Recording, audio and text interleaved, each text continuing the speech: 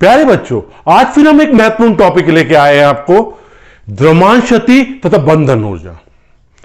द्रव्यमान शक्ति होती क्या है और कैसे इसकी गणना करते हैं, आज हम आपको इसकी बताएंगे।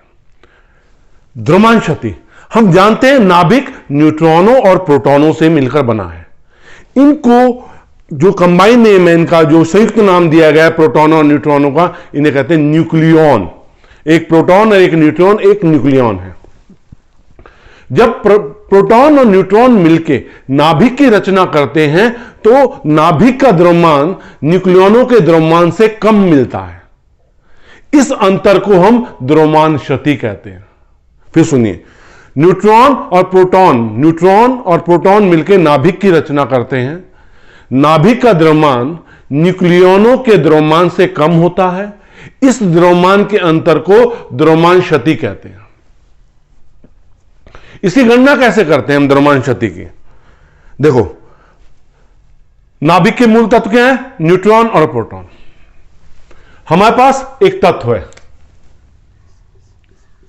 है, वो है जेड एक्स से। एक तत्व एक्स तत्व है, उसको कैसे सिंबॉलिकली दिखाएंगे प्रतीकात्मक में? जेड एक्स से। जेड यहां पे क्या है? परमाणु क्रमांक। क्या चीज है बेटे यहां पे? परमाणु क्रमांक। एक है यहां पे परमाणु भार।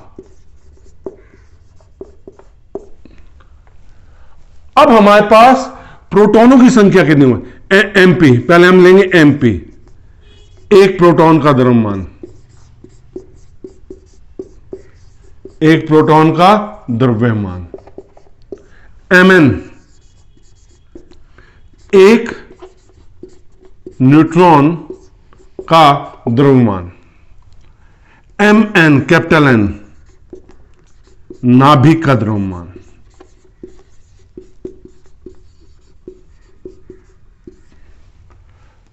जेड, प्रोटॉनों की संख्या। आप जानते हैं ना, परमाणु क्रमांक क्या होता है? प्रोटॉनों की संख्या होती है, इलेक्ट्रॉनों की संख्या होती है। ए माइनस जेड, जब परमाणु भार में से परमाणु क्रमांक माइनस कर देंगे तो क्या मिलेगा हमें? न्यूट्रॉनों की संख्या। यह हमारे पास बेसिक चीज है। हमारे पास एक तत्व है जेड एक्स से, इसका परमाणु क्रमांक जेड है, ए परमाणु भार है, एक प्रोटॉन का द्रव्यमान एमपी है, एक न्यूट्रॉन का द्रव्यमान एमएन है, और कैपिटल एमएन नाभिक का द्रव्यमान है, जेड प्रोटॉनों की संख्या है, और ए माइनस जेड के किसकी संख्या होगी? न्यूट्रॉनों की संख्या होगी। अब द्रव्यमान शक्ति की गणना कैसे करेंगे हम? द्रव्यमान शक्ति डेल टाइम। देखो डेल टाइम कैसे निकालेंगे? प्रोटॉनों की संख्या इंटू एक प्रोटॉन का द्रव्यमान। प्रोटॉनों की संख्या इंटू एक प्रोटॉन का द्रव्यमान। न्यूट्रॉनों की संख्या एक न्यूट्रॉन का द्रव्यमान माइनस नाभिक का द्रव्यमान। माइनस नाभिक का द्रव्यमान। तो इस तरह से हम द्रव्यमान शक्ति की गणना करते हैं।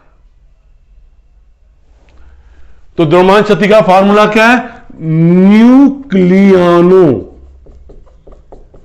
का द्रव्यमान माइनस नाभिक का द्रव्यमान। नाभिक का द्रव्यमान।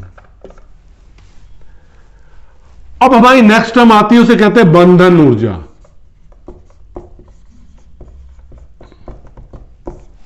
बंधन ऊर्जा होती क्या है? नाभिक में उसके न्यूक्लियनों को विभक्त करने के लिए, नाभिक में उसके न्यूक्लियनों को विभक्त करने के लिए आवश्यक ऊर्जा नाभिक की बंधन ऊर्जा कहलाती है।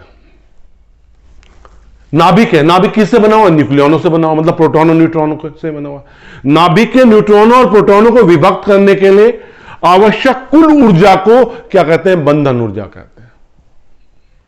और एक टर्म और कह सकते हैं, ये जो द्रव्यमान शक्ति हुई, जो ऊर्जा, ये द्रव्यमान शक्ति हुई आइंस्टाइन की समीकरण से। किसकी? आइंस्टाइन की समीकरण से ये जो द्रव्यमान शक्ति हुई वो किस रूप में आ गई? बंधन ऊर्जा के रूप में आ गई। उसने क्या किया?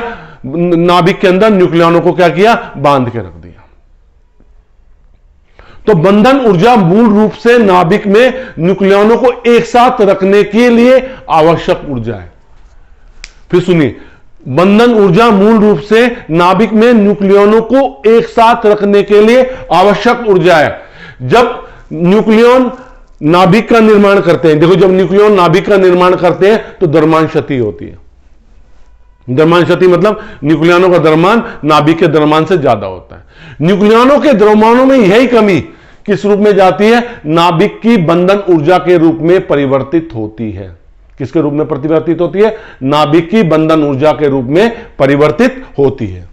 तो सीधा सीधा है, अगर हम नाभिक को तोड़ रहे हैं, नाभिक को न्यूक्लियनों में तोड़ रहे हैं, न्यूट्रॉनों प्रोटॉनों में, तो जो ऊर्जा चाहिए वो बंधन ऊर्जा है।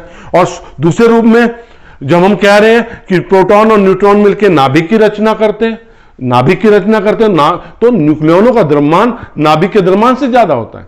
द्रव्यमानों का यह अंतर किसके रूप में जाता है, नाभिक के अंदर एक ऊर्जा के रूप में जाता है, जो ऊर्जा इन न्यूक्लियनों को नाभिक के अंदर बांध के रखती है, संयुक्त रूप से रखती है, वो कहलाती है बंधन ऊर्जा। ठीक है। अगर हमारा डेल्टा एम किसमें है, किलोग्राम में है, किसमें है, किलोग्राम में, तो बंधन ऊर्जा कैसे निकलेगी, इसे बाइंडिंग एनर्जी कहते हैं, बी बाइंडिंग एनर्जी। ये क्या हो जाएगी, डेल्टा एम इंटू सी स्क्वायर, हमें बंधन ऊर्जा जूल में मिलेगी। अगर हमारा डेल्टा एम किसमें है, एएमयू में, एटॉमिक मास यूनिट में, किसमें है, एएमयू में, तो हमें बंधन ऊर्जा कैसे मिलेगी, बाइंडिंग एनर्जी, वो मिलेगी delta m into 931.5 mega electron volt. एक टर्म और आती है, उसे कहते हैं बंधन ऊर्जा प्रति न्यूक्लियन।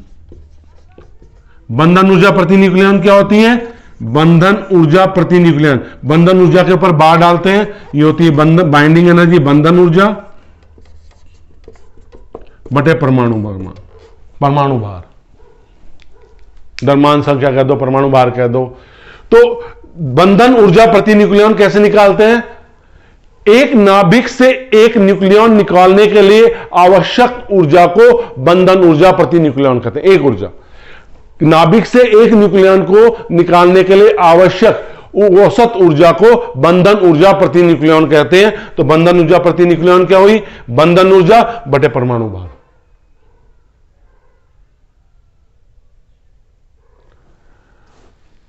अब किसी नाभिक का स्थायित्व किस पे निर्भर करता है, इस बंधन ऊर्जा पे निर्भर नहीं करता। ये बंधन ऊर्जा जितनी मर्जी ज्यादा हो, इस पे निर्भर नहीं करता।